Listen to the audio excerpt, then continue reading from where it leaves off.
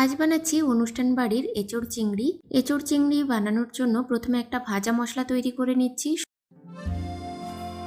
এগুলো দিয়ে ভেজে তুলে রাখলাম। ঠান্ডা হলে গুঁড়ো করে নেব। জল গরম করে দিয়ে দিলাম আলু, স্বাদ মতো লবণ ও হলুদ গুঁড়ো দিয়ে 50% সেদ্ধ করে তুলে রাখলাম। ওই জলেই এঁচোড়গুলো দিয়ে স্বাদ মতো লবণ দিলাম। এটাকেও চাপা দিয়ে 50% সেদ্ধ করে তুলে রাখলাম।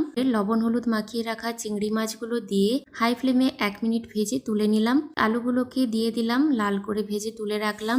একইভাবে এঁচোড়গুলো দিয়ে লাল করে ভেজে তুলে রাখলাম। দিয়ে দিলাম গোটা গরম মশলা, হালকা ভেজে পেঁয়াজ দিলাম। পেঁয়াজটা লাল করে ভেজে আদা রসুন বাটা ও কাঁচা লঙ্কা দিয়ে ভেজে নিলাম। তারপর দিলাম টমেটো পেস্ট। কিছুক্ষণ কষিয়ে কয়েকটা গুঁড়ো মশলা, স্বাদ মতো লবণ ও চিনি দিয়ে মশলাটা কষিয়ে এঁচোড় এবং আলু দিয়ে চাপা দিয়ে 5 মিনিট কষিয়ে চিংড়ি মাছটা দিয়ে পরিমাণ মতো জল দিয়ে 5-7 মিনিট ফুটিয়ে ভাজা মশলা ও ঘি দিয়ে মিশিয়ে নামিয়ে নিলেই তৈরি অনুষ্ঠান বাড়ির এঁচোড় চিংড়ি।